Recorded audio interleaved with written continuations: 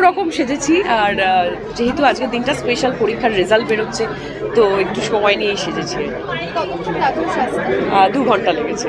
আমি thriller suspense খুব ভালোবাসি, আর এরকম একটা ছবি দেখো, আমরা ছোটবেলা থেকে রবীন্দ্রনাথকে তার সঙ্গীত, তার কবিতা, তার গল্প সব কিছু নিয়ে আমরা সবসময় মানে আমাদের ওতপ্রোতভাবে জড়িত রবীন্দ্রনাথ ঠাকুর, কিন্তু রবীন্দ্রনাথকে নিয়েও রহস্য হতে পারে, তার জন্যই আমাদের রবীন্দ্র কাব্য রহস্য।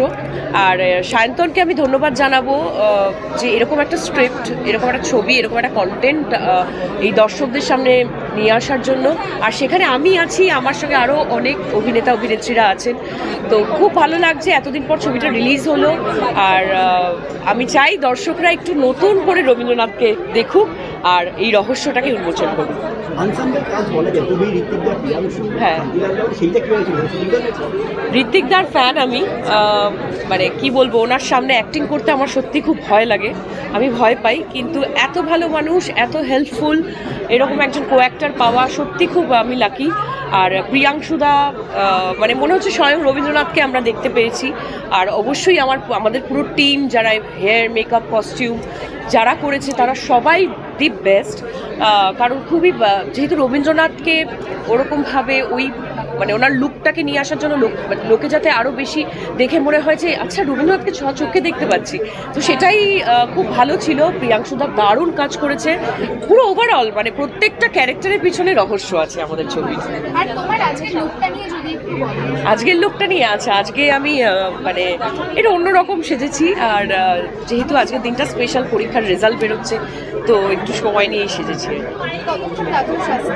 2 ঘন্টা লেগেছে। আসলে কিন্তু আজকে আমিও দেখব, কিন্তু হ্যাঁ, এটা গোয়েন্দা লেখক, তার থেকেও বড় কথা এখানে আরও বড় লেখক আছেন রবীন্দ্রনাথ। এবং রবীন্দ্রনাথ রহস্য, ইতিহাস, গল্প এমন করে যাতায়াত করেছে, এটা ভীষণ একটা অভিনব এক্সপিরিয়েন্স বলে আমার মনে হয়। যে কোনো ছবি, যে ছবি আমাদের শুটিং করা হয়ে যায়, অনেক ছবি তো অনেক কারণে আটকে থাকে, রিলিজ হয় না, তখন খুব মন খারাপ লাগে।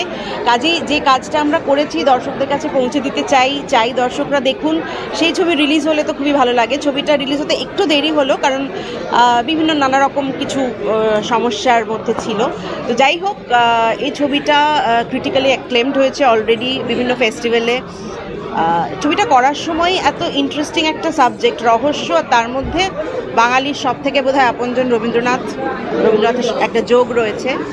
তো করার সময় খুবই ভালো লেগেছিলো, ইন্টারেস্টিং লেগেছিলো। আর এত ভালো কো অ্যাক্টার্স আমার মানে পেয়েছি চারপাশে, তো এমনি খুব এক্সাইটেড ছিলাম। আজকে ছবি রিলিজ করছি, ন্যাচারালি খুবই ভালো লাগছে। আর এত মানুষ এসছেন দেখতে, সেটা তোমরা সবাই, মিডিয়ার বন্ধুরা সবাই এসছো, দেখে খুব ভালো লাগছে।